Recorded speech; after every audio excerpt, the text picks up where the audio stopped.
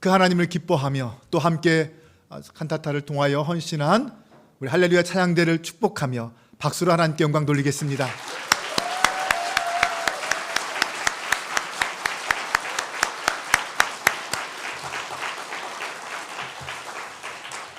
네, 감사합니다.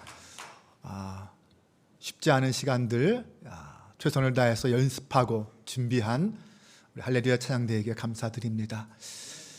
그리고 기쁨으로 그 모든 시간, 모든 순서 함께 참여하고 계신 성도님들께도 감사를 드립니다. 여러분, 성탄절하면 무엇이 가장 먼저 떠오릅니까? 아기 예수님이 떠오르십니까? 추리가 떠오르십니까? 선물이 떠오르십니까? 그러면 예수님 하면 가장 먼저 떠오르는 예수님에 대한 이미지가 무엇일까요? 대부분 아마 우리들은 우리의 죄를 위해서 십자가에 달려 죽으신 구원자 예수님, 그분을 떠올리게 될 것입니다. 마태, 마가, 누가복음, 이 공관복음서를 보면 예수님께서 가르치신 말씀들, 예수님의 고난과 죽음 그리고 부활에 대한 이야기가 기록되어 있습니다. 그래서 우리는 이 복음서를 보면 우리를 위해 고난당하신 구원자 예수님, 그분의 일생, 그분이 행하신 일들을 알 수 있습니다. 그런데 오늘 히브리서 1장은 예수님을 조금 다른 측면에서 우리에게 소개하고 있습니다. 예수님은 이 세상이 창조되기 전부터 계셨고 그분으로 인하여 이 땅이 창조되었습니다. 하나님의 영광의 광채시요 본체의 형상이신 그분은 인간의 몸을 입고 가장 낮은 곳에 임하셨습니다. 오셔서 우리의 구원을 이루어 주시고 그 구원 사역을 다 감당하신 후에 승천하셨습니다. 뿐만 아니라 지금은 하나님 보좌 우편에서 우리를 바라보시며 우리를 위하여 중보하고 계십니다. 오늘 히브리서 본문은 그런 관점에서 예수님을 우리에게 소개하고 있습니다. 그러면 히브리서는 왜 예수님을 그렇게 소개하고 있을까요? 그것은 당시 교회의 여러 가지 안팎의 문제와 상황 때문입니다. 시간이 지나면서 안타깝게도 교회는 사도들이 전하여 준 그 하나님의 말씀과 그 말씀에 대한 열정 그리고 부활에 대한 소망이 점점 희미해지기 시작했습니다. 거기에 대해서 히브리서 기자는 이렇게 권면합니다. 히브리서 10장 32절에서 35절입니다. 전날에 너희가 빛을 받은 후에 고난의 큰 싸움을 견디어낸 것을 생각하라. 혹은 비방과 환난으로서 사람에게 구경거리가 되고 혹은 이런 형편에 있는 자들과 사귀는 자가 되었으니 너희가 갇힌 자를 동정하고 너희 소유를 빼앗기는 것도 기쁘게 당한 것은 더 낫고 영구한 소유가 있는 줄 알미라. 그러므로 너희 담대함을 버리지 말라. 이것이 큰 상을 얻게 하느니라. 네, 성도들은 예수 그리스도를 믿고 복음을 받아들이고 오랜 시간이 지났음에도 불구하고 여전히 초보적인 신앙에 머물러 있었습니다. 여전히 멈추지 않는 박해와 고난 속에서 그들이 함께 모여 서로 사랑을 나누며 서로 격려를 주고받는 일은 힘들게 되었습니다. 그러면서 몇몇 사람들은 그 소망을 잃어버리고 아예 교회를 떠나기도 했습니다. 심지어는 하나님의 아들을 짓밟고 자기를 거룩하게 해준 언약의 피를 대수롭지 않게 여기고 은혜의 성령을 모욕하는 사람들까지 생기기 시작했습니다. 하지만 이렇게 교회 내부에 파고든 그 불신앙의 풍랑은 다시금 성도들의 신앙을 일깨워주는 역할도 했습니다. 이대로는 안 된다라는 그런 위기의식 속에서 처음 믿을 때에 그 신앙과 열정을 다시 회복해야 하겠다라는 반성이 일어나기 시작한 것입니다. 처음 하나님을 기뻐하며 찬양하며 뜨겁게 예배하던 그때로 돌아가야 한다라는 의식이 생기기 시작한 것입니다. 박해와 시련 속에서 서로 위로하며 믿음의 말로 격려하던 그때의 신앙으로 다시 회복되어야 한다는 것을 깨닫게 된 것입니다. 흔히 첫사랑을 회복하자. 이것이 당시 교회의 상황이었습니다. 오늘 성탄절을 맞이하는 우리 교회와 성도들의 상황도 그와 별반 다르지 않습니다. 우리도 그렇지 않습니까? 지난 4년여간의 코로나 팬데믹 기간은 교회와 성도들에게 얼마나 큰 고난과 아픔을 주었습니까? 얼마나 무기력하게 지내왔습니까? 성숙하지 못하고 온전하지 못한 우리의 신앙의 모습들, 겉만 화려하고 무기력했던 우리의 신앙의 모습들을 적나라하게 보여주지 않았습니까? 코로나는 첫사랑을 잃어버린 성도가 고난받으면 어떻게 되는지를 우리에게 보여주는 테스트였고 유혹이었습니다. 하지만 코로나로 인해서 우리는 우리 자신의 신앙과 믿음을 제대로 진단할 수 있었습니다. 그동안 우리에게 무엇이 부족했는지, 무엇이 중요한지 깨닫게 되었다는 것입니다. 그동안은 무엇을 잃어버리며 사는지를 몰랐었습니다. 나름 잘 살고 있는 줄 알았습니다. 나의 이런 모습을 하나님도 기뻐하는 줄 알았습니다. 그런데 그게 아니었습니다.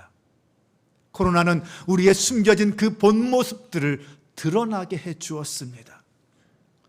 코로나가 기존의 질서와 상황을 심각하게 흔들 때 우리는 함께 모여 예배드리지도 못했습니다. 서로 함께 교제와 사랑과 섬김을 나누지도 못했습니다. 하지만 그로 인해 우리는 어떻게 하나님을 믿어야 하는지 다시 깨닫게 되는 계기가 되었습니다. 정말 하나님이 원하시는 것이 무엇인지, 하나님이 기뻐하는 것이 무엇인지 알게 되었습니다. 이제 그 모든 상황을 다 극복하고 함께 모여 이렇게 기쁨으로 성탄의 예배를 드릴 수 있게 되었습니다. 이럴 때 우리가 정말 다시 회복해야 할 신앙의 모습은 무엇인지 다시 한번 생각해 보기를 원합니다.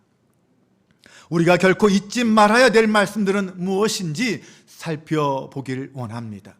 오늘 본문은 당시 초대교회 성도들 향한 권면을 통하여 우리에게 바로 그런 것들을 가르쳐주고 있습니다. 첫 번째로 하나님의 섭리와 구원의 역사는 어제나 오늘이나 동일하다는 것입니다. 히브리서 13장 8절은 예수 그리스도께서는 어제나 오늘이나 영원히 한결같은 분이라고 말하고 있습니다. 옛날이나 지금이나 어제나 오늘이나 하나님은 동일한 능력으로 우리에게 임하시고 말씀하시고 계시하시는 분이라는 사실입니다. 비록 코로나로 인해서 우리의 믿음이 예전 같지 않을 수 있고 우리의 삶도 경제적인 상황도 예전 같진 않지만 그럼에도 우리는 이제 다시 우리의 신앙을 하나님께 고백할 수 있습니다. 우리의 마음과 뜻과 정성을 모아서 믿음의 주여 온전케 하시는 예수를 바라볼 수 있습니다. 그 예수님을 향하여 우리는 다시 고백해야 합니다. 예수님 사랑합니다. 여러분 저를 한번 따라해 보시겠습니까? 예수님 사랑합니다. 예수님 감사합니다. 아멘. 이 땅에 오신 예수님은 마리아의 품에 안겨 있는 어제의 아기 예수님만이 아닙니다. 어제의 그분은 오늘 우리 가운데 평화와 사랑의 왕으로 오셨습니다. 어제의 그분은 다윗의 혈통으로 나셨지만 오늘의 그분은 만유의 상속자로서 하나님 보좌 우편에 앉아 계십니다. 예수님의 탄생 소식은 지구 저편 이스라엘이라는 세상의 한 구석을 뒤흔든 소망의 소식이었지만 지금 그 소식은 온 세상을 구원하시겠다는 큰 기쁨의 소식이요, 죄와 사망에서 승리의 소식을 전하는 복음의 소식입니다. 그러므로 오늘 이 성탄절에 이 구원의 기쁜 소식을 우리는 온 세상에 우리의 이웃들에게 전할 수 있어야 합니다. 두 번째로 하나님의 아들은 세상에 오셔서 우리와 함께 이 땅에 사셨지만 낯선 순례의 길에서 나그네로 하늘의 도성을 바라보며 사셨다는 것입니다. 몸은 비록 이 땅에 살지만 그 소망은 하늘에 두셨다는 것이죠. 하늘의 하나님을 바라보며 사는 사람, 하늘의 하나님을 바라보며 사는 사람은 이 땅의 삶이 아무리 힘들고 어려워도 결코 포기하거나 낙심하지 않습니다. 낭망하지 않습니다. 끝까지 빛을 향하여 달려갑니다. 요한복음 1장 5절에서 예수님은 어둠 가운데 생명의 빛으로 오셨다라고 말씀하고 있습니다. 네, 맞습니다. 예수님의 탄생은 우리에게 어두운 세상에서 빛의 삶을 살라라는 그러한 메시지였습니다. 예수님은 세상을 밝히는 하나님의 영광의 광채다라고 했습니다. 그 예수님의 탄생 때에 들판에서 양을 치던 목자들은 한밤중에 그 영광의 빛을 보았습니다. 이처럼 주님은 저 하늘로부터 우리에게 임한 하나님의 계시의 표적이었습니다. 오늘 그 주님은 하늘의 그 모든 영광의 광채를 품고 십자가와 부활의 길을 걸으셨습니다. 그리고 갈릴리 사람들이 보는 앞에서 하늘로 승천하시고 하나님 보좌에 앉으셨습니다. 이런 주님이 오늘 이 시간 저와 여러분과 함께 하심을 믿으시기 바랍니다.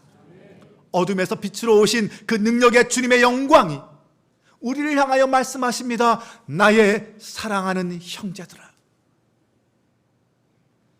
오늘 우리는 그 사랑의 주님을 기쁨과 감사함으로 영접하는 줄로 믿습니다. 이처럼 성탄절은 거룩한 주님이 죄와 권력에 얽매여 살아가고 있는 이 땅에 우리를 향하여 찾아오신 날입니다. 이제 우리가 할 일은 우리의 마음의 문을 활짝 열고 그 주님을 기쁨과 감사로 영접하는 일입니다. 주님과 함께 더불어 먹고 마시는 일입니다. 오늘 이 시간 성탄절에 찾아오신 하나님의 아들을 영접하며 그 이름을 믿는 그 은혜가 오늘 저와 여러분 가운데 충만하시기를 주님의 이름으로 축원합니다.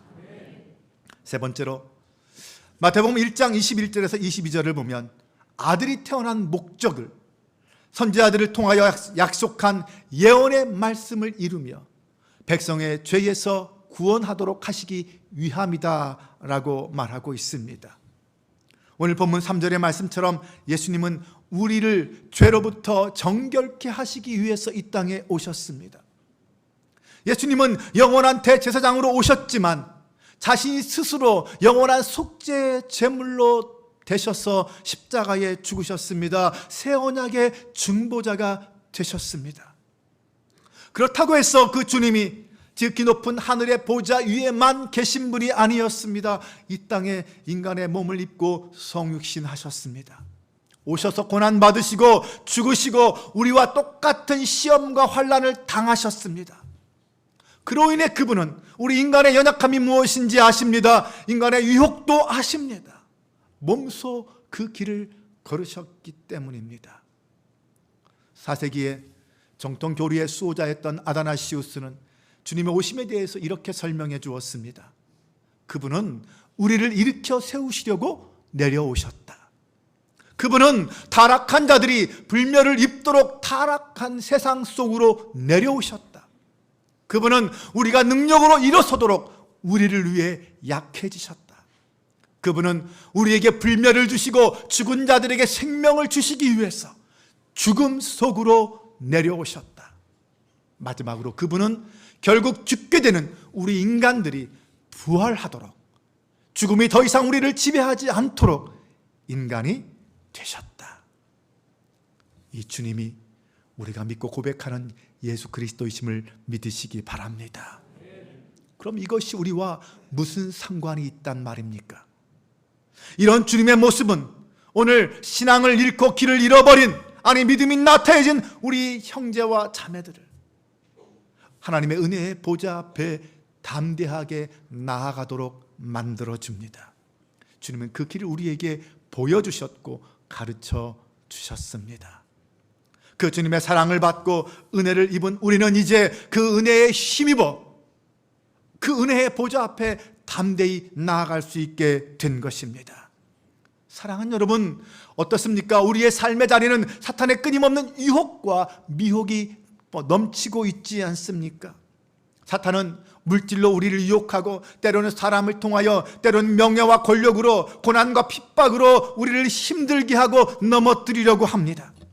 그러나 예수님께서 말씀으로 사탄의 유혹을 물리치셨던 것처럼 우리가 예수님과 예수님의 말씀을 묵상하면 우리도 사탄의 모든 유혹을 물리칠 수 있고 담대하게 승리할 수 있고 은혜의 보좌 앞에 나아갈 수 있음을 믿으시기 바랍니다. 그러므로 우리는 오늘 이 성탄절에 주님의 탄생이라는 그 구원의 씨앗 속에 감추어둔 하나님의 구원의 능력과 그 영광을 믿음의 눈으로 보아야 합니다.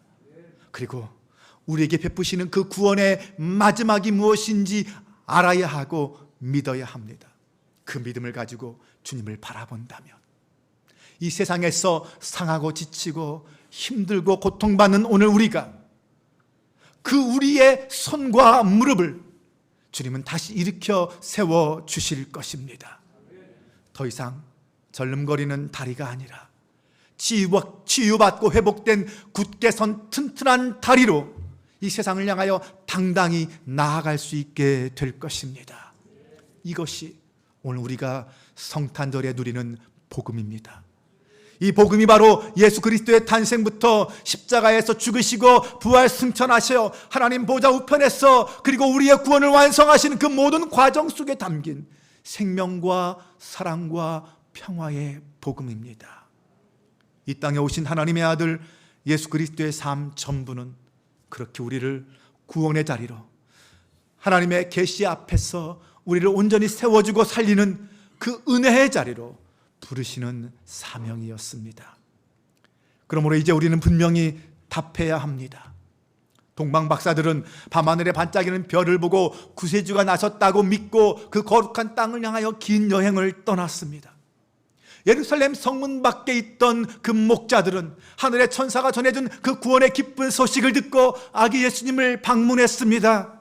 그렇다면 오늘 우리는 우리의 삶 속에서 누구를 찾아야 합니까? 누구를 만나야 합니까? 2000년 전 동방 박사들과 목자들이 만났던 그 예수 그리스도, 그분을 만나고 그분의 앞에 무릎 꿇고 영광을 올려 드려야 할 줄로 믿습니다. 창세전부터 우리의 구원을 위해서 일하신 그분, 그 구원자 예수 그리스도는 하나님의 아들이었습니다. 그분은 하나님의 영광의 본체셨고 하늘의 그 모든 영광을 내려놓고 이 땅에 오신 분입니다. 우리 죄를 속량하기 위해서 죽으시고 사흘 만에 부활하신 능력의 주님이시여, 그 부활 승천하셔서 하나님 보좌 우편에 앉아 계시며 우리를 위해 중보하고 계실 뿐만 아니라 종말의 때에 다시 오실 주님이십니다. 그러므로 그 예수 그리스도를 믿는다는 것은 바로 이 주님을 믿는다는 것입니다. 성탄절은 2000년 전의 사건 그것만을 기뻐하는 것이 아닙니다. 오늘 우리와 함께 계시며 우리를 위하여 중보하시는 예수 그리스도, 우리를 구원으로 인도하는 영원한 구원자, 그분을 기뻐하는 것입니다. 그분의 탄생과 그분의 죽음과 그분의 부활과 그분의 다시 오심까지 우리 인생의 대변혁을 이끄시는 그분을 기뻐하는 것입니다. 사랑하는 여러분, 우리 주님은요, 이스라엘이 가장 힘들 때, 가장 고통받을 때, 가장 절망하고 있을 때 찾아오셨습니다. 그 주님은 오늘도 우리가 가장 힘들 때, 가장 아파하고 고통스러운 순간에 우리 가운데 임하시는 줄로 믿습니다.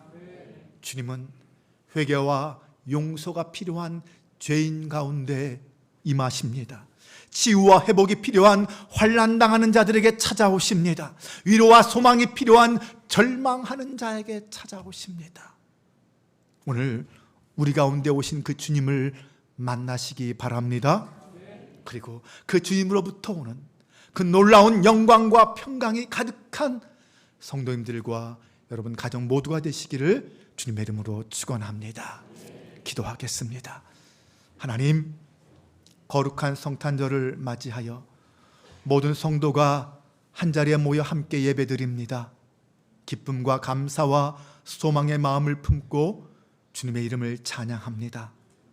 세상의 환난과 풍파에 낙심하고 절망하여 소망을 잃어버린 사람들이 있습니다.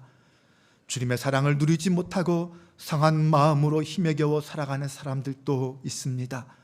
우리 가운데 오신 주님, 그들을 찾아가셔서 참된 위로와 소망이 되어 주옵소서. 오직 주님만이 참 소망임을 알게 하옵소서.